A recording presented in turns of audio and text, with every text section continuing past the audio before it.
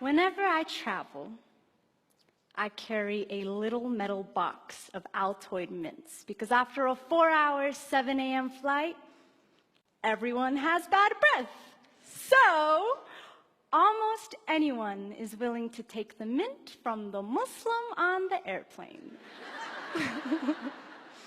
And I know I've been successful when my neighbor turns and asks, "So, what's your name?" You see, even if there was an elephant in the room, I'm still the elephant in the room. Yeah, when an elephant offers you mints on an airplane, I'm fully aware that it's not always easy to accept. So when the courageously curious do pop the "what's your name" question, I try to make it worth their while. My name is Egemel. It means hope in Arabic. Most days, my name is waitress at my family's Damascus restaurant, full-time university student and then some, pre-law, world traveler, 11 countries. My name is I've performed poetry in 8 of those countries. International spoken word poet, unapologetic Muslim woman, Syrian, American, hijabi, activist, social justice advocate. My name is writer, teacher, Colorado born, mile high baby. But at the airport, my name is random search. And on the street, it's terrorist, sand nigger, raghead, oppressed, and on the news, it's ISIS, jihadi, suspect, radical. My name is could your Muslim neighbor be an extremist? My mama, who wears the hijab, the Islamic headdress, is often referred to as "go back to your country." But she's from Iowa. And her nickname is Lisa Pizza. And it does not take more than a couple questions to figure out that her country is the Council Bluffs cornfields.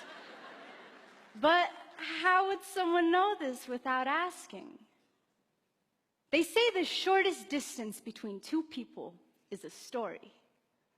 Well, I elaborate on that to say that the greatest distance you can travel in the shortest amount of time is by asking someone their name. The way we name ourselves is a reflection of who we are. Our declarations, family histories, the things we believe, the morals we abide by, our homes, cultures, transformations. Like a Muhammad turned Mo, or a Lisa Pizza turned Iman. And how we name others and how, if we allow others to name themselves, is a reflection of our own declarations, of our courage and our fear. The malleability of a person's story must be self-determined, coming from the lips of the storyteller, not the anchorman, not the megaphone, not even the scarf on her head or the melanin in his skin, because no one can speak the names of billions in one breath unless it's in prayer. And oftentimes when we generalize, it isn't because we're praying. And when we don't ask someone their name, we're not asking for their story. In the world of mass media and rampant misinformation, it is hard for anyone, including myself, to deconstruct all these terrifying stories that we hear. And sometimes, instead of isolating them, individualizing them, we tend to paint a group of people with a broad brush, until suddenly, everyone with a hijab on is a raghead that needs liberating. Or everyone with white skin is a racist cracker. Or everyone with black skin is a fatherless nigger. Or everybody who looks like my father is gonna blow up the airplane. Or if the killer had a light complexion, he's just a mentally fragile lone wolf. And we come to this point where we feel like we don't even need to ask people their names because we already gave it to them. In Europe right now, a monumental name change is taking place that has completely transformed a humanitarian responsibility. Countries are deporting refugees. But when you watch news coverage, these refugees are being referred to as migrants. Because let's face it, deporting migrants sounds way more reasonable than deporting individuals who have been forced to flee their country because of persecution, war, and violence. The United Nations definition of refugee.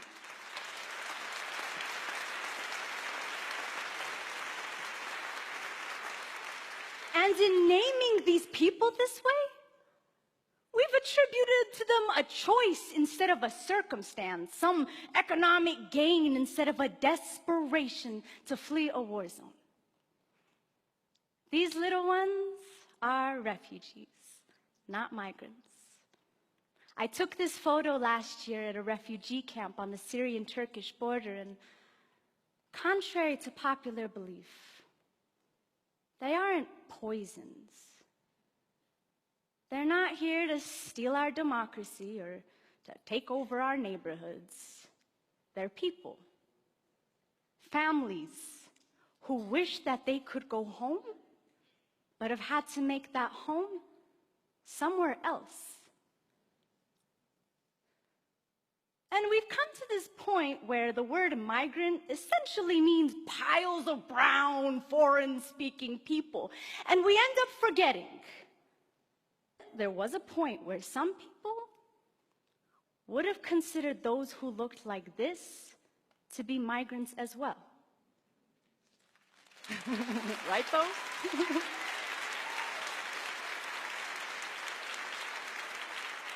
And it is in this forgetfulness that we assume, monopolize on people's stories, attribute their race, social class, religions, clothing to the names that we chose for them. Terrorism is a fine modern-day example, unfortunately. In the past few years, so much violence has just spread across our country.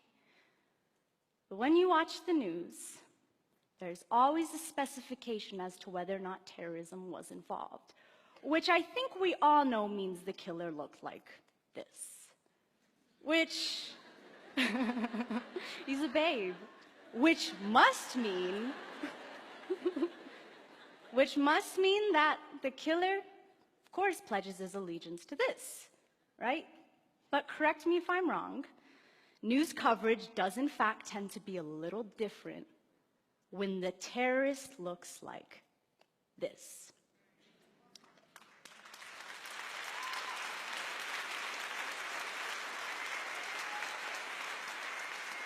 And it ultimately has us forgetting that terrorism, by definition of terrorism, has always come in all shapes and colors.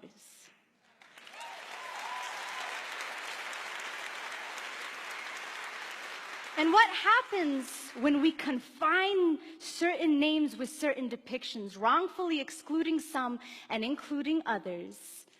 We end up caging masses of people under a name that says dangerous, even if they're nowhere near it.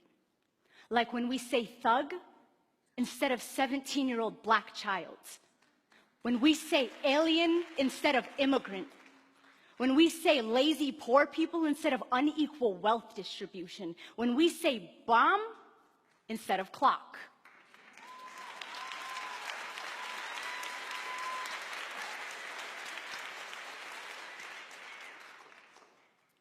This man's name is Craig Hicks. He's often referred to as a parking dispute, but his real name is a man who shot and killed 3 Americans in their homes in their heads, execution style, because they were Muslim. His name is hate crime. Their names are Dia, Yusr, and Razan, a 23-year-old, 21, and 19. Dia and Yusr were just named husband and wife, newlyweds. And the three were known by their loved ones as sons and daughters, brothers, sisters, students, activists, Instagrammers, taxpayers, Americans.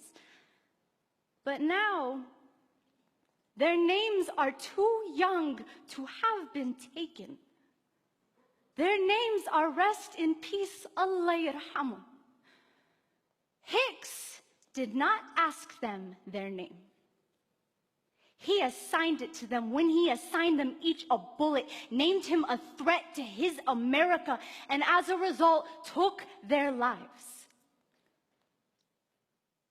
This is a photo on Dia and Yusr's wedding day. It's so beautiful. They were killed before they could even see this. Studies show that during breaking news coverage, the first story is the one that sticks, even if it isn't true. Like during the Paris attacks, when there was talk that refugees were dangerous because they found a passport, only to later confirm that there were no Syrians or refugees involved. But when we have such a huge habit of misnaming people, it's easy to overlook these kinds of mistakes. And this is exemplary of what happens in a culture of fear. In a society that doesn't ask one another their names, and you end up with the mouth of an anchorman or the mouth of a gun doing all the talking. On September 11th, 2001, I attended a private K-8 Islamic school. And within the first hours of the tragedy, my school received 2 bomb threats. The word terrorist was not on my spelling list, but all of us kids picked it up pretty soon after. And in naming us terrorists amidst this mass tragedy that affected us as Americans too, in the words of Dalia Mujahid, we were not just mourners, but we were suspects as well. But a few months ago, me and my very handsome white boy-looking brother named Usama and I were at the museum buying planetarium tickets, and an elderly white man walked up to me and said, "I'm sorry about everything you must be going through right now. I want you to know that not all Americans believe what these buffoons are saying. And I want you..." Yeah, he used the word buffoons. And he said, "I want you to know that we stand by you."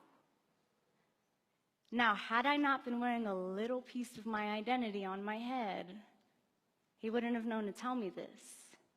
And even though he didn't ask me what my name was, he instead told me his. I have learned from experience that when someone really wants to know, they will be willing to cross that threshold of fear and find out that my name means hope. And then they'll have the courage to ask the much more important questions that probably only I can answer. Like, what's that thing on your head? Were you forced to wear it? Are all Muslims really violent people? Does the Quran really say to kill all of us? Can you please tell me what's up with ISIS? And these questions, though seemingly uncomfortable, are how I know that I have been humanized, and are how the courageously curious know that really, I'm only as scary as the silence fear festers in. Upon meeting someone new, we ask their names. We do not assign it to them.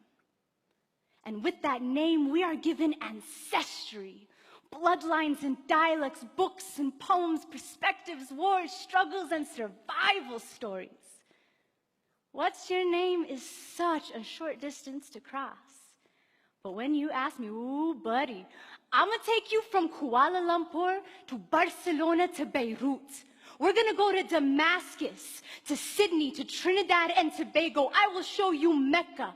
My closet with 70+ international scarves, the graves of my 31 family members who've been killed in Syria, the coffee shop that I hang out at and do my homework. But we must have the courage to claim our curiosity, to go beyond anything we ever knew, anything we ever feared. But it takes two. The elephant who offers the mint, and the one who takes it.